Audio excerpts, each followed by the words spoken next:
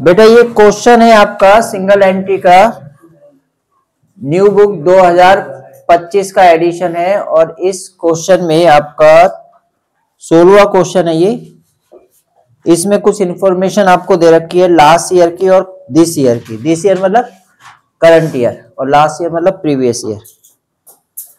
और आपको कैलकुलेट करना है net profit, statement of affairs बनाना है, कुछ एडजस्टमेंट्स दे रखी है। शॉप फिटिंग पे आपको डेप्रिसिएशन लगाना है 780 रुपए का। जो पार्टनर जो ऑनर है वो 100 रुपीज पर वीक ड्राइंग कर रहा है अपने पर्सनल यूज के लिए। और ट्रेड रिसीवेबल पे यानी डेटर पे आपको 270 रुपए आपके ई रिसीवेबल है। इंटरेस्ट 5% पर एनम ड्यू है, लोन जो नरेश से ले रखा है, जो आपने पूरे साल का भी पे नहीं किया। तो जब आपको इंफॉर्मेशन दे रखी हो वेरियस ईयर की, अलग अलग ईयर की एसेट्स और लायबिलिटीज दे रखी है, तो हम सबसे पहले ये देखना होता है कि हमारी ओपनिंग कैपिटल कितनी है और क्लोजिंग कैपिटल कितनी है। सिंगल एंट्री सिस्टम के अंदर हम जो प्रॉफिट और लॉस कैलकुलेट करते हैं वो कैलकुलेट किया जाता है by the help of Capitals, opening और क्लोजिंग कैपिटल।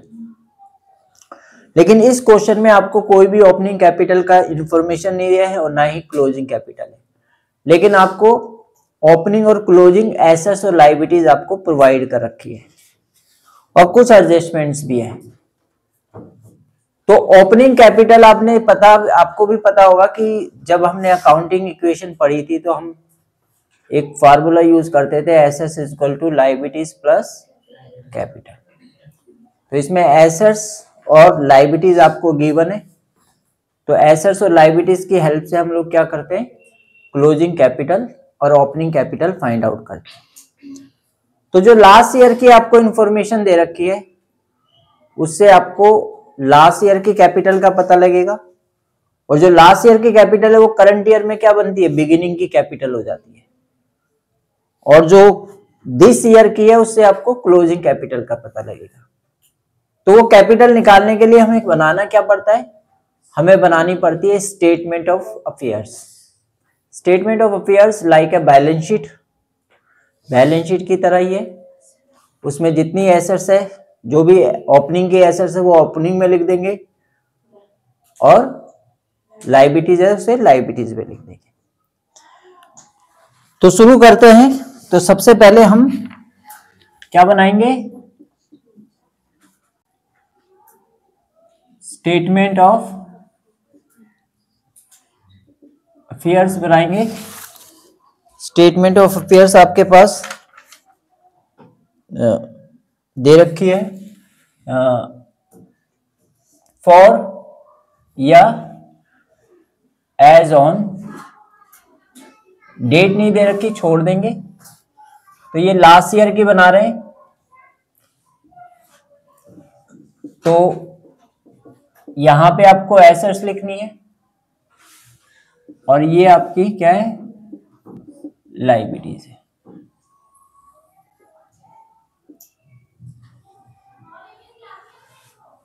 अब आप देखिए, अच्छा एक बात और ध्यान रखना, जो भी एडजस्टमेंट्स है, चाहे वो डेप्रिसिएशन की हो, चाहे वो बैड डेब्ट्स की हो, इंटरेस्ट की हो, आउटस्टैंडिंग है, कभी भी ओपनिंग पे नहीं करना आपने। उसका इफेक्ट किस पे होगा, क्लोजिंग इंफॉर्मेशन पे। किस पे होगा, क्लोजिंग, और क्लोजिंग बैलेंस पे ही होगा, ये याद रखना, ठीक है। तो हम सबसे पहले दे रखा है हमें लास्ट ईयर में क्रेडिटर 6270 रुपए। क्रेडिटर क्या है आपके हिसाब से, लायबिलिटीज है। तो लायबिलिटीज को हम क्रेडिट साइड में यहाँ पे लायबिलिटीज के नीचे लिखेंगे क्रेडिटर्स, कितने का है, 6270 रुपए। क्रेडिटर के बाद लोन फ्रॉम नरेश, आपने लोन नरेश से ले रखा है ना, तो आप लिखेंगे लोन फ्रॉम नरेश, कितने का है, 5000 का। लोन फ्रॉम नरेश के बाद है आपका स्टॉक, स्टॉक आपकी एसेट्स है 12,350 फिर क्या है, कैश इन हैंड, जो कैश आपके ऑफिस में पड़ा हुआ है। कितना है cash in hand? 570। Shop fittings कितनी है? 7,250। डेटर्स है आपके पास कितने का है? 5,280।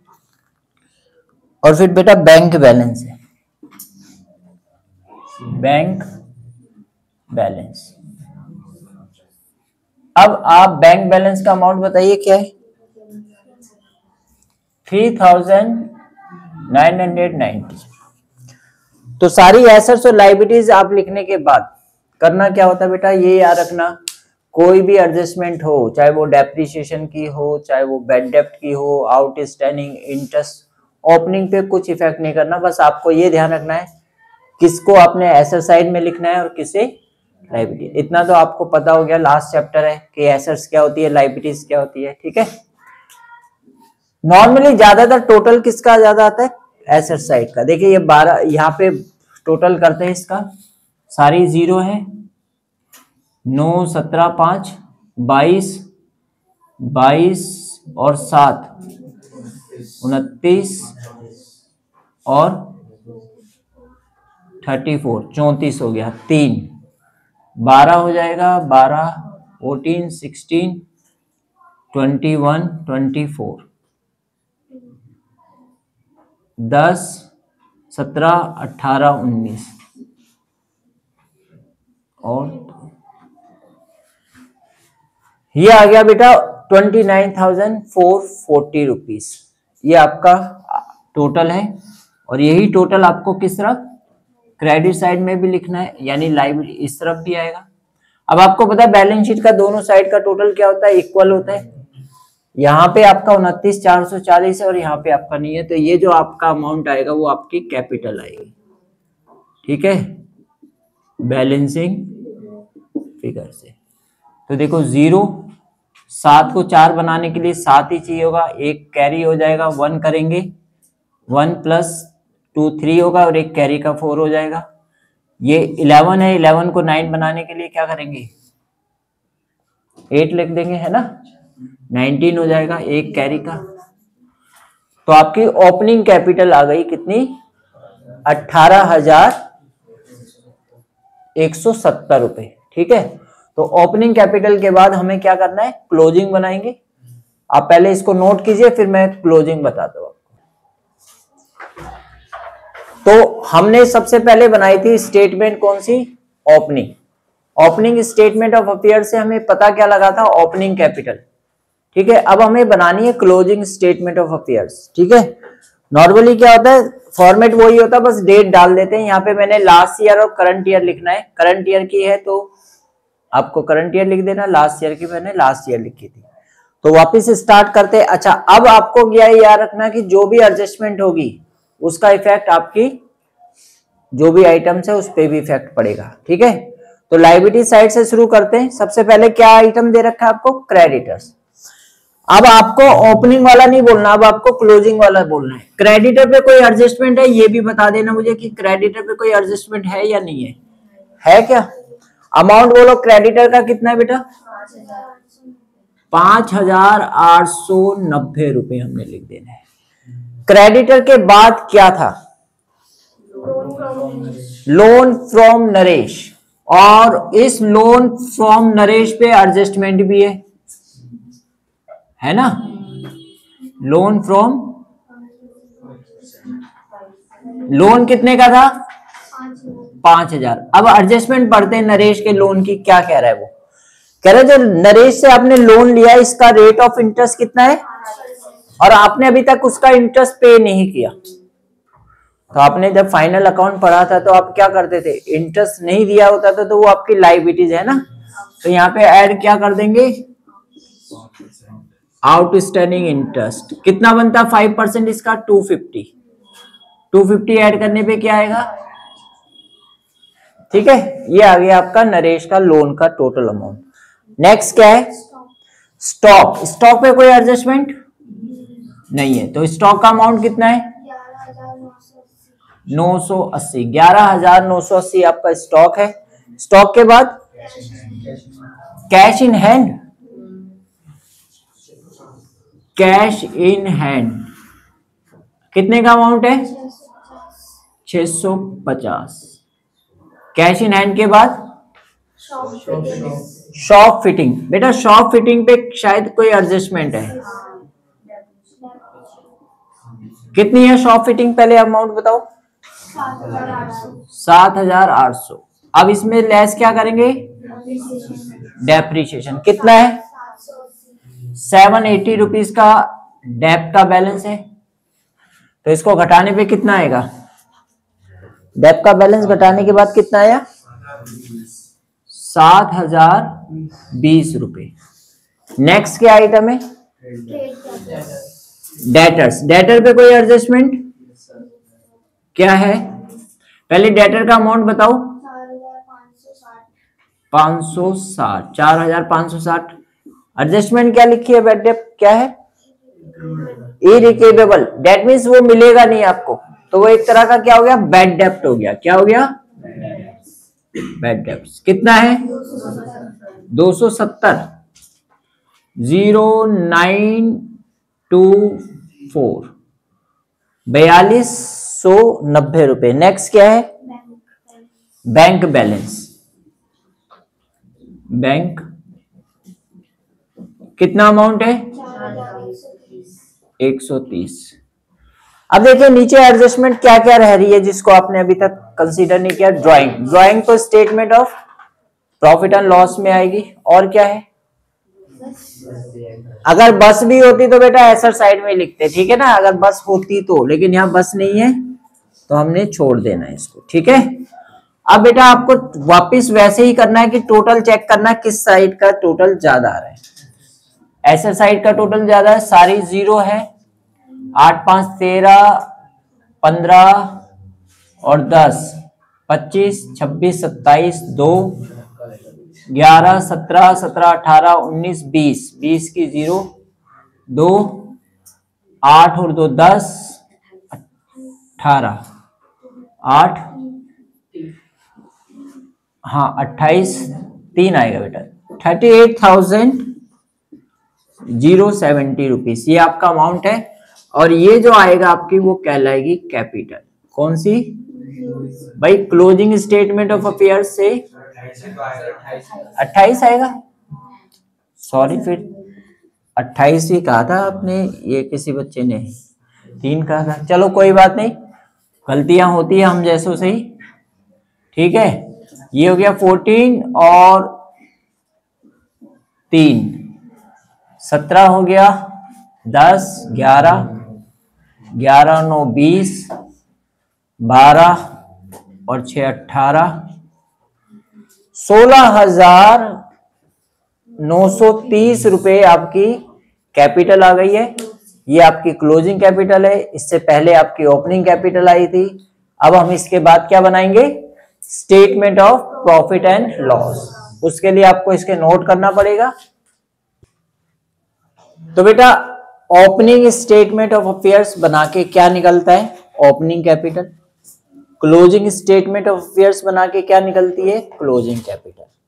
जो भी एडजस्टमेंट है, चाहे वो डेप्रीशिएशन की हो, चाहे वो बैड डेप्ट की हो, चाहे वो आउटस्टैंडिंग एक्सपेंसेस हो, प्रीपेड एक्सपेंसेस है, ये सब किस में होगी? क्लोजिंग वाले में। ओपनिंग और क्लोजिंग स्टेटमेंट ऑफ अफेयर्स बनाने के बाद हमें बनानी होती है क्या?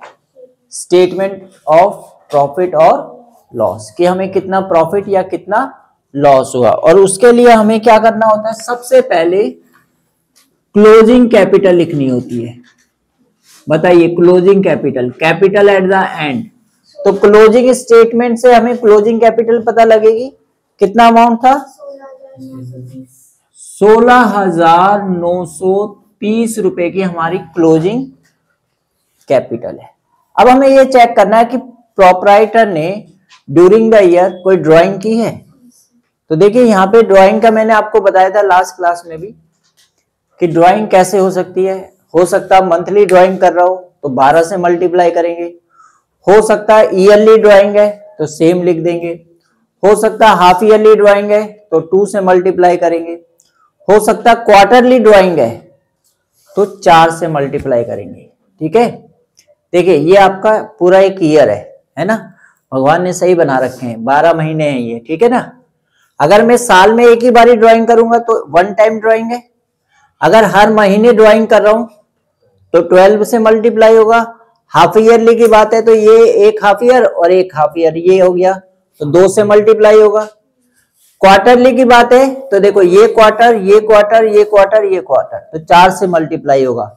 और एक साल में 52 हफ्ते होते हैं, वीकली ड्राइंग है तो किससे मल्टीप्लाई होगा, 52 वीक से। तो हमें यहां पे ऐड करना है drawing, add drawing during the year. पूरे साल भर पे उसने कितनी ड्राइंग की है, 100 per month drawing, per week drawing कर रहा है तो हम यहाँ पे 52 वीक से मल्टीप्लाई कर देंगे। 52 से क्यों मल्टीप्लाई करें बेटा, ये चेक करना है ध्यान से, एक महीने की, वो महीने की ड्राइंग नहीं कर रहा, 100 रुपीज पर वीक निकाल रहा है। और ईयर में कितने होते वीक, ठीक है, अगर हम इससे मल्टीप्लाई करेंगे तो क्या आएगा 5200। इसको ऐड करने पे 0 3 1 2 2।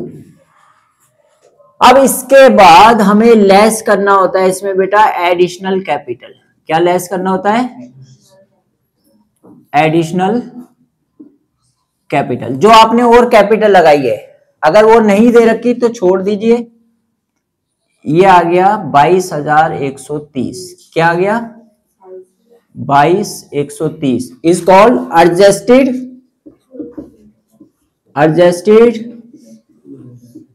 Closing capital. Adjusted closing capital के बाद इसमें से लेस क्या करते हैं हम लोग, बिगिनिंग की, जिसको हम ओपनिंग कैपिटल कहेंगे। ओपनिंग कैपिटल आपने ओपनिंग स्टेटमेंट ऑफ अफेयर से निकाली है, कितनी निकाली है 18,170। इसको जैसे ही आप इसमें से माइनस करेंगे तो 0 4 9 3, बस ये आ गया आपका। कितना आ रहा है प्रॉफिट, सेम आ गया 6। ओहो सॉरी, मैंने गलत कर दिया, सॉरी। अब ठीक है, मैं देखना जा रहा था आपका ध्यान कितना है। ठीक है, ठीक है, सही आया आंसर। चलो अब इसको क्या कहेंगे, is called profit made during the year. जय माता दी। नोट कीजिए बेटा,